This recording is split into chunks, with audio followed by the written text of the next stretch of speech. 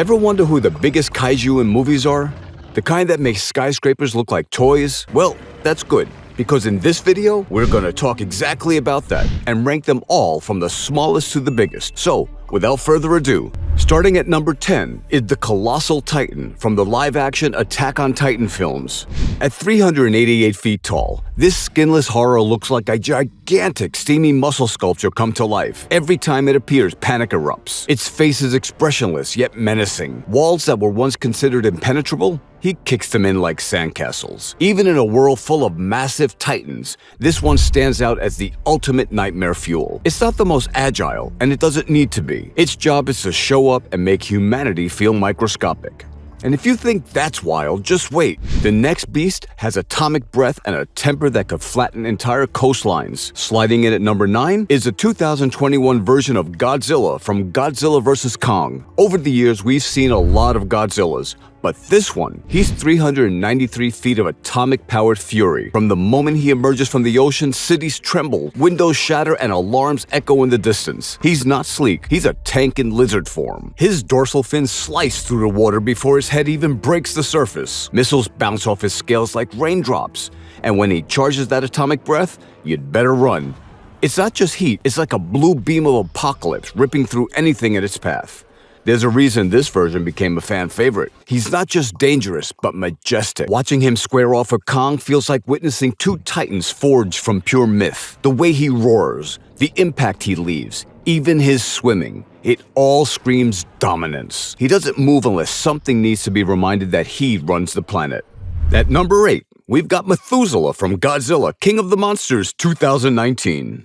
Estimated at over 400 feet tall, Methuselah doesn't roar. It rumbles. Imagine a creature that blends into the landscape so well you think it's part of a mountain, until it starts moving. Its head is a chunk of earth. Trees and rock formations cover its body. It rises like a living hillside and walks as though the planet itself has grown tired of being stepped on and finally decided to fight back, shaking forests and sending flocks of birds scattering. Methuselah is the kind of kaiju that redefines the word presence. It doesn't need to attack cities. It just needs to exist. And everything around it shifts in response. The air goes still, birds stop flying. It's a kaiju that makes you question what a mountain is and what a monster is. But before you breathe easy, the next kaiju isn't just hiding in the shadows, it's charging headfirst with pure rage. Number 7 brings us Scunner from Pacific Rim 2013. At roughly 441 feet tall, this Category 4 kaiju is all muscle and menace. Scunner charges into battle like a battering ram. Its bulky armor making it feel less like a monster and more like a living tank with a grudge. Unlike some kaiju that prefer calculated attacks, Scunner barrels forward with reckless abandon, joining forces with other kaiju to swarm Jaegers like wild animals in coordinated chaos. It's the kind of monster you don't want to fight alone. Scunner may not be the flashiest of the bunch, but in terms of sheer brute force, it's terrifying. Every movement is deliberate, every attack fueled by primal instinct, and it doesn't fight for survival. It fights to destroy. Watching it in action is like watching a wrecking ball that decided it wanted revenge. Landing at number 6 is the Mega-Kaiju from Pacific Rim Uprising 2018. This thing is a combo platter of 3, Raijin, Haikuja, and Shrikethorn, fused together into one enormous, hideous, multi-limbed monstrosity standing around 500 feet tall.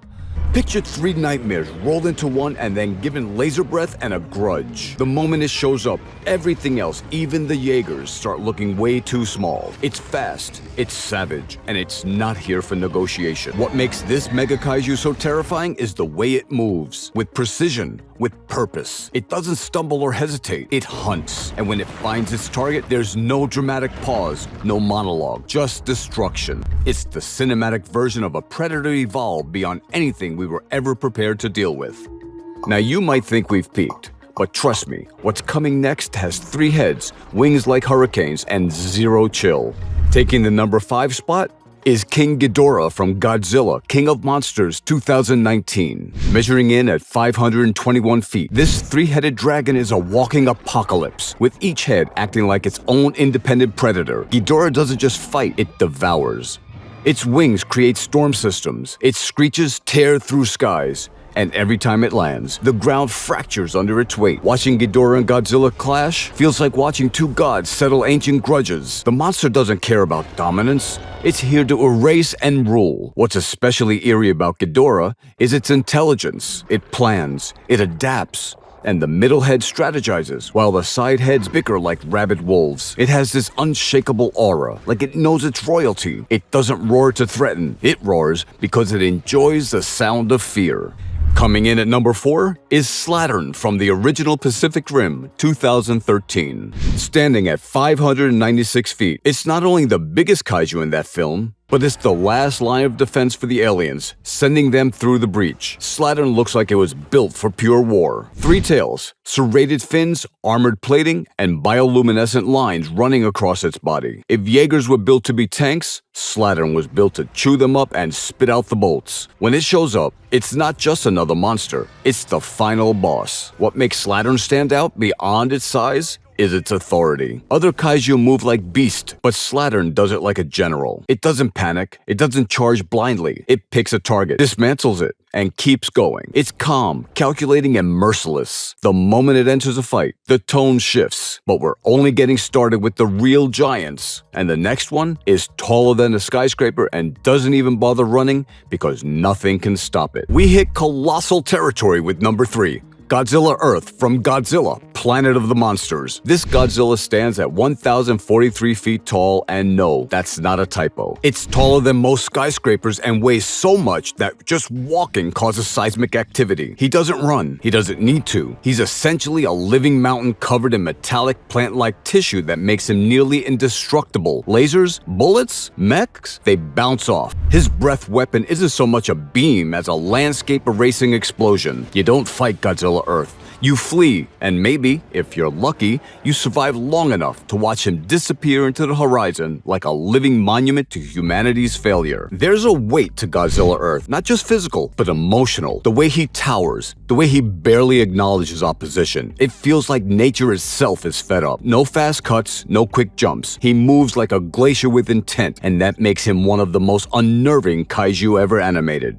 And just when you think monsters couldn't possibly get any bigger, this next one doesn't just walk across cities, it erases them. The adult version of Clover from the Cloverfield Paradox 2018. While we only catch a glimpse, fan estimates have pegged it somewhere between 6,500 and 29,000 feet tall. That's not just tall, that's absurd. If you thought the original Clover from the 2008 movie was scary, the adult version is a skyline-swallowing beast that turns cities into blips. Buildings would look like Lego sets under their feet. We don't see it for long, but that quick moment is enough to sell the idea. This isn't a kaiju anymore. It's a force of nature that stepped out of another dimension just to remind us how small we are. The beauty of Clover's final form lies in the mystery. We don't get all the answers. We don't need them. It shows up, it exists, and that alone is enough to keep you up at night. The ambiguity of Clover's size only heightens its terror. Estimates range wildly, with some suggesting it could stretch across entire states if it stood upright. Its shadowy form hints at tendrils or limbs too vast to comprehend,